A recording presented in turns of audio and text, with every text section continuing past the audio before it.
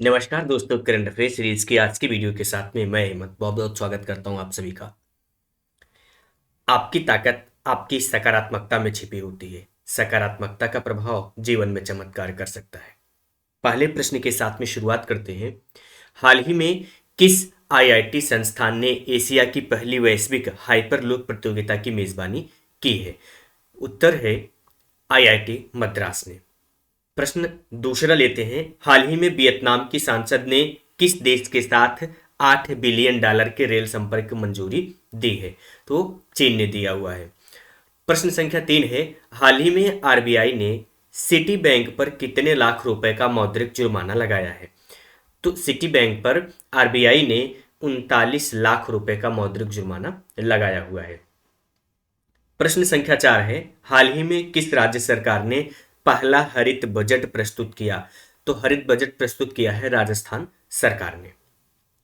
अगला प्रश्न है कि हाल ही में किस मंत्रालय ने बैराइट, फेल्सपर, अभ्रक और क्वार्ट्ज को प्रमुख खनिज के रूप में वर्गीकृत किया है? तो ये वर्गीकृत किया हुआ है खान मंत्रालय ने, माइनिंग मिनिस्ट्री ने।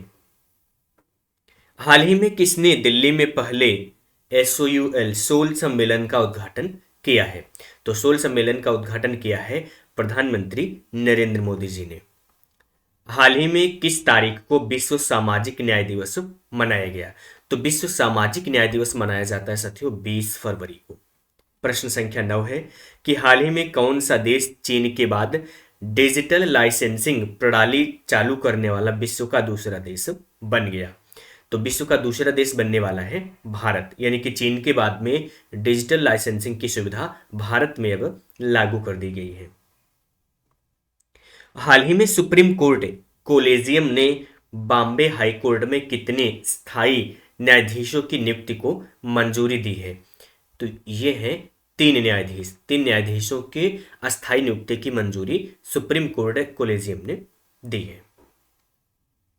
हाल ही में कहाँ पहली बार ट्रांसजेंडर्स का पहला अखिल भारतीय सम्मेलन आयोजित किया गया? तो ट्रांसजेंडर का पहला अखिल भारतीय सम्मेलन अजमेर में आयोजित किया गया। प्रश्न संख्या 11 है। हाल ही में किस राज्य सरकार ने निकोटीन और तंबाकू युक्त गुटखा और पान मसाला के उत्पादन, वितरण, बिक्री और भंडारण पर पूर्ण प्रतिबंध लगा दिया?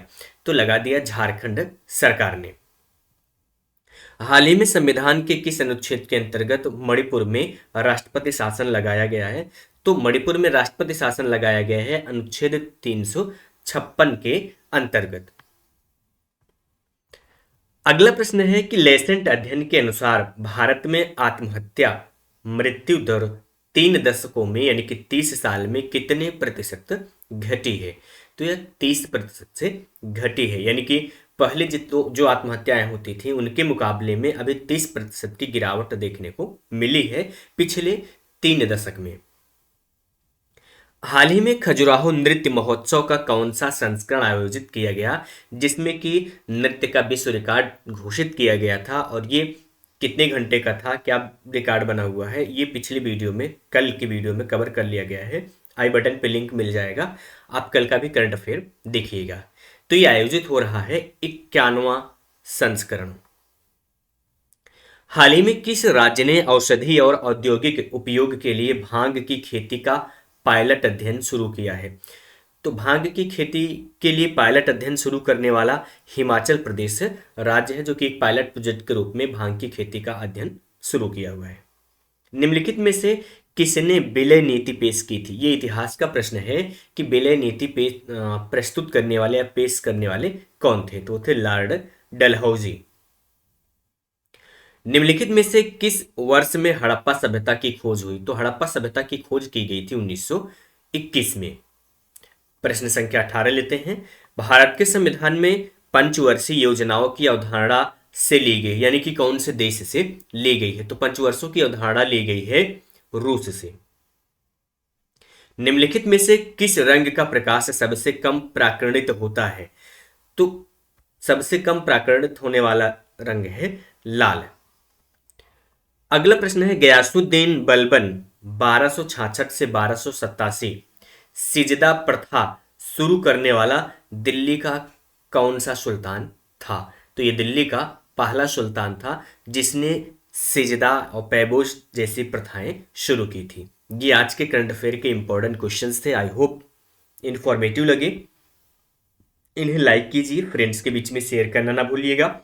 चैनल को सब्सक्राइब नहीं किया हुआ है तो सब्सक्राइब कर बेल आइकन को ऑल पे प्रेस कर लीजिए रेगुलर करंट अफेयर की नोटिफिकेशन पाने के लिए।